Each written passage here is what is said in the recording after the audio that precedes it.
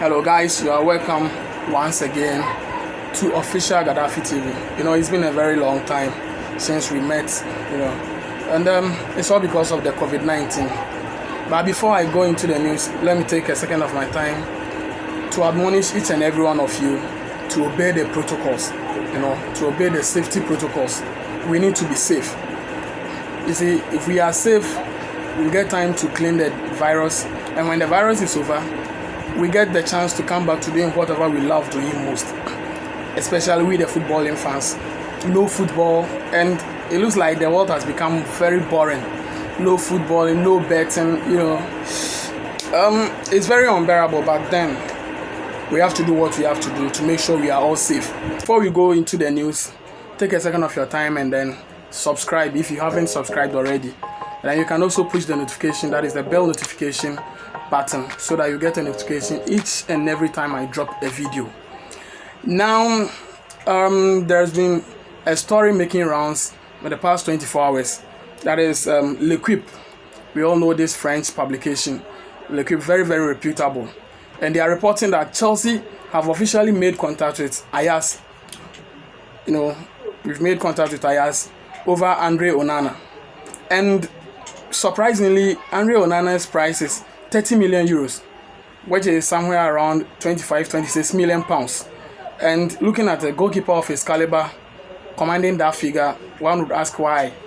His price is 30 million euros because he has only 1 year left on his contract, and then he's not willing to sign any extension.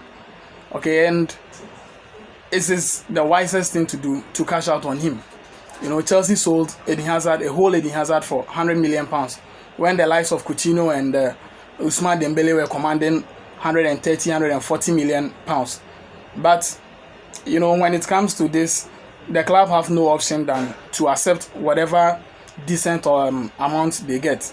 Okay, and I am not also surprised because when Onana was congratulating Ziyech over his move to Chelsea, when the deal was confirmed, he made it clear that Ziyech is his personal buddy, that is his best friend, and he would love to play with Ziyech. And I'm thinking that feeling he have is what is driving him towards making that idea of making a move to Chelsea.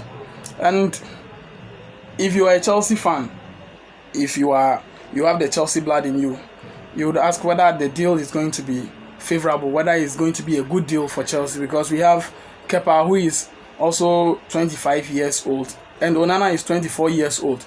So having two young goalkeepers competing for one position, is it going to be is it going to bring a healthy competition, or we would have to follow what we normally do, having the number one and then one old goalkeeper as a backup? The old guys, they don't complain because their careers are almost coming to an end. But in my opinion, as a fan, I think it's going to be a good deal, because Onana is a very, very, very decent goalkeeper, one of the best in the world, and I think he's underrated because of the league he plays in.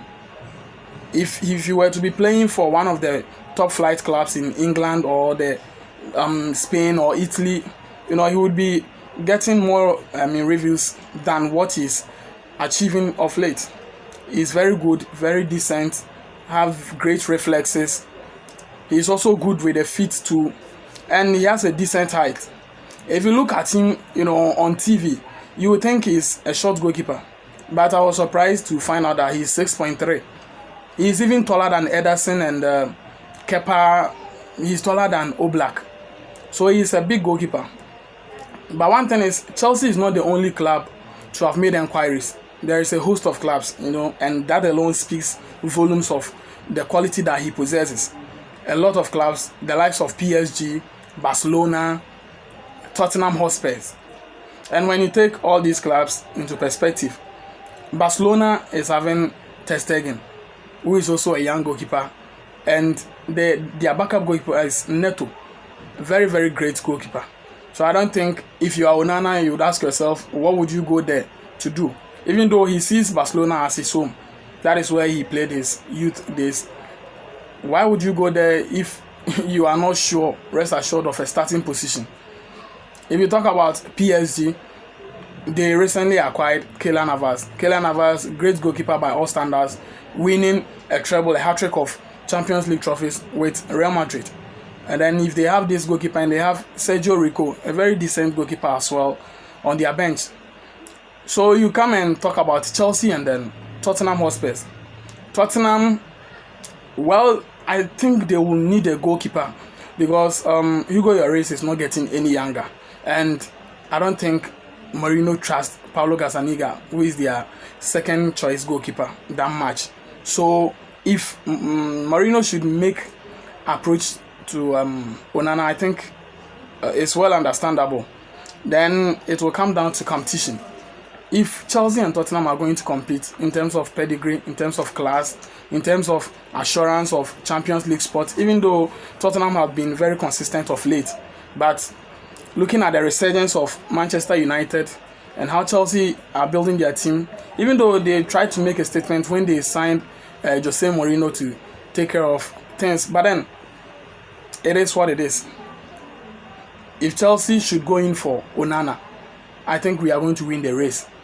For 30 million euros, I also see it as a bargain. So let me know what you think.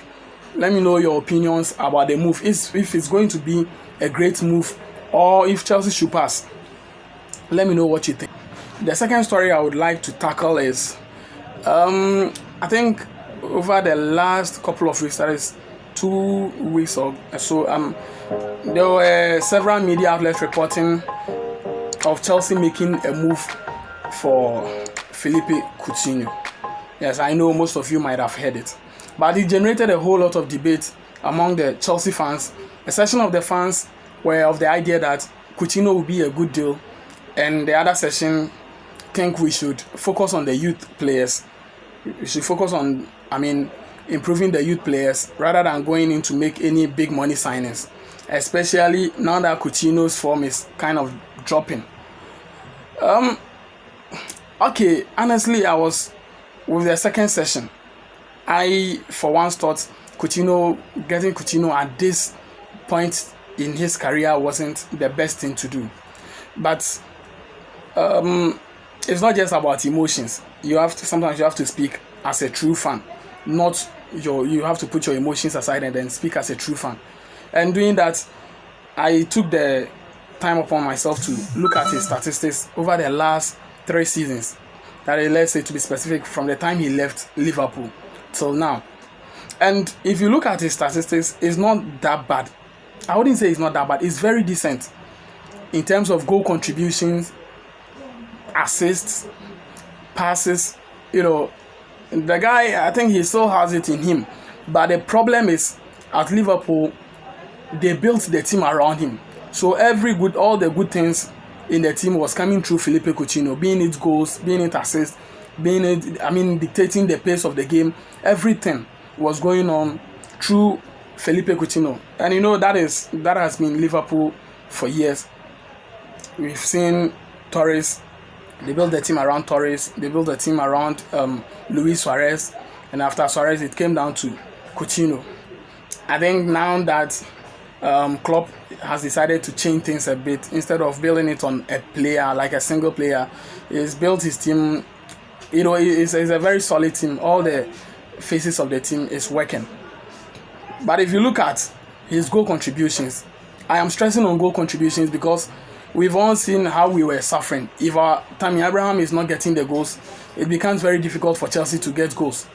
So if you have a kind of attacking striker behind the main striker who can give you 15 plus goals each season, because even this season that we think he's not doing his best, he has scored 17 goals or so.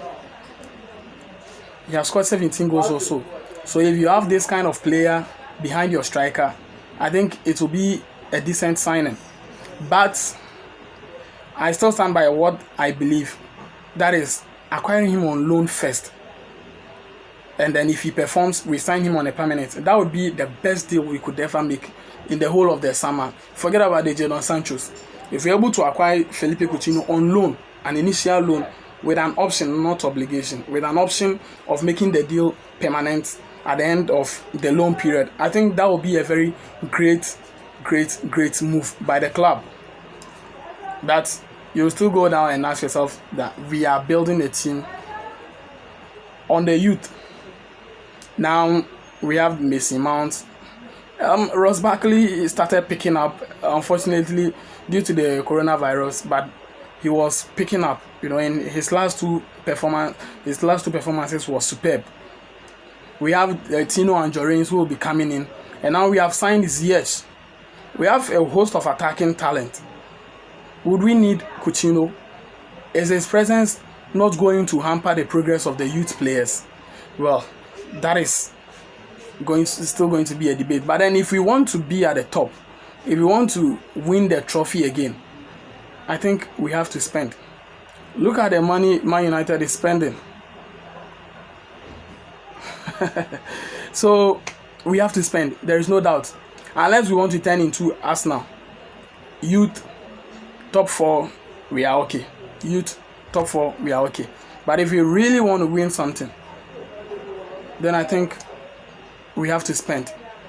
And then looking at the fact that we didn't spend during the last summer, it means we have a lot of money to spend. We sold Eden Hazard for a chunk of money, and then we have money to spend, but we have to spend the money wisely. You don't just have to go in to sign a player for namesake.